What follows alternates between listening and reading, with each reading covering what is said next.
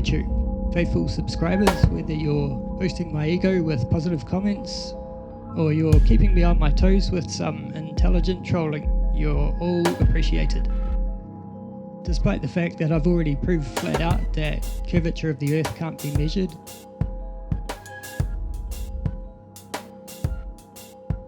and that is not due to any kind of atmospheric refraction, light bending.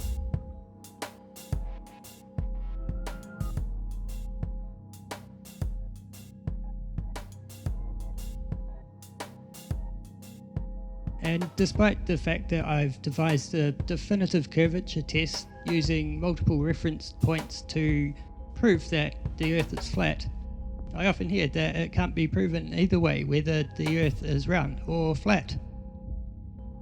So I'm going to take the flatness test a few steps further and go into a bit more detail to prove once and for all that we're living on a plane. I'm going to stick to using photos of the Kaikoura Ranges in the South Island of New Zealand, taken from Wellington's south coast.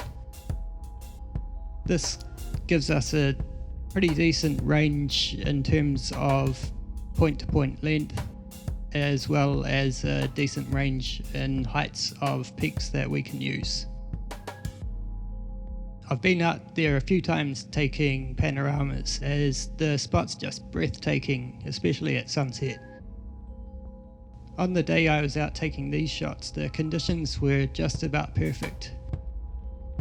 The further away the mountains are from the camera, the lighter they are. That's because there's more atmosphere between us and the further mountains, so they get kind of washed out.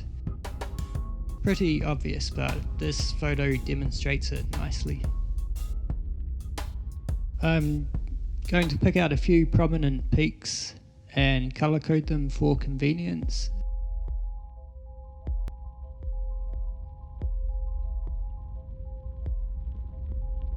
And now go to Google Earth and find them.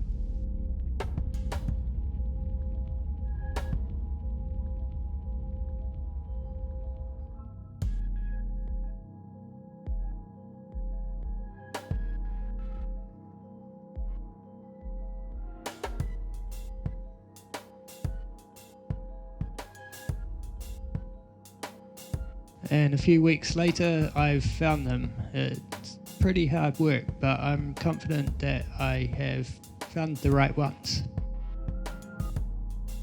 But please don't take my word for it, check for yourself. Everything you need is right here.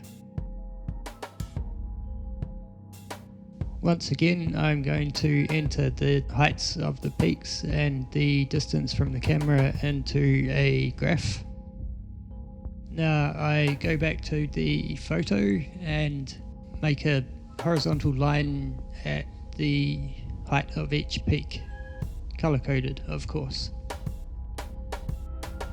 Since the furthest mountain away is also the tallest, I can just cut it at that point, and where that line meets each other point gives us an extrapolation to a 2D view to count for perspective. So hopefully it'll match up to the lines on the photo again. Let's have a look. And once again, pretty much perfect. I'm guessing refraction's not playing much of a part here. I don't think we get a whole lot over the Cook Strait, judging by my experimentation. And what anomalies you can see there, I'm willing to bet would be a result of Google Earth's measurements. We can't expect Google to have accurate data for every nook and cranny in the Kiwi bush. That's some pretty full-on wilderness out there. Now I'm going to do the curvature calculations for each of those peaks and input that into a graph to do a comparison. Let's see how it looks. As I suspected, it's all over the show. Not only does it not match, but some of the lines have crossed over. Any of you ball lovers out there care to explain that to me? I didn't think so. If we get these scales matched up, we can get a rough idea of how it would look if there were any curvature. I'll leave you with that.